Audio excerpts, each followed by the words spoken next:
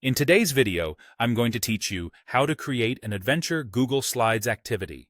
By the end, you'll have a clickable choose-your-own-adventure that guides students through story choices and outcomes, all inside Google Slides. Start by opening Google Slides and creating a new blank presentation. Keep things tidy by giving your file a clear name so you can find it later. A clean, minimal theme works best, because it keeps the focus on the story rather than flashy design. Next, design your intro slide.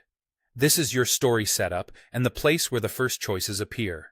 Briefly introduce the scenario, set the tone, and add 2 or 3 clear options. Use large, readable text and concise wording, like "Enter the forest" or "Return to the village." If you have images, make sure they support the story and don't distract. Consistent colors for all choice buttons will help students recognize what to click. For each choice on the intro slide, create a new slide that represents that outcome. An easy tip is to duplicate your intro slide so the design stays consistent, then change the title and text to match the new outcome. Keep the writing short and active, and decide whether that slide ends the story or leads to more choices. Now add the interactive elements.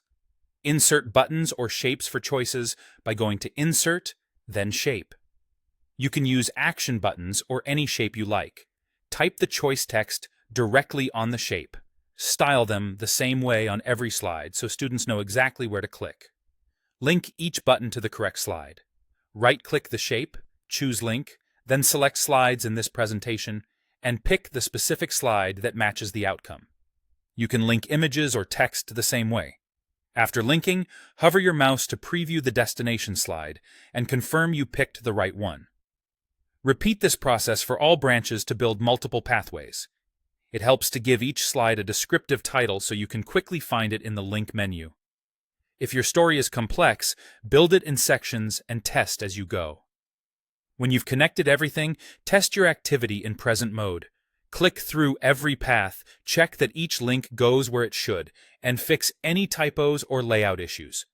Try it on another device if possible to confirm readability. Finally, share your interactive adventure.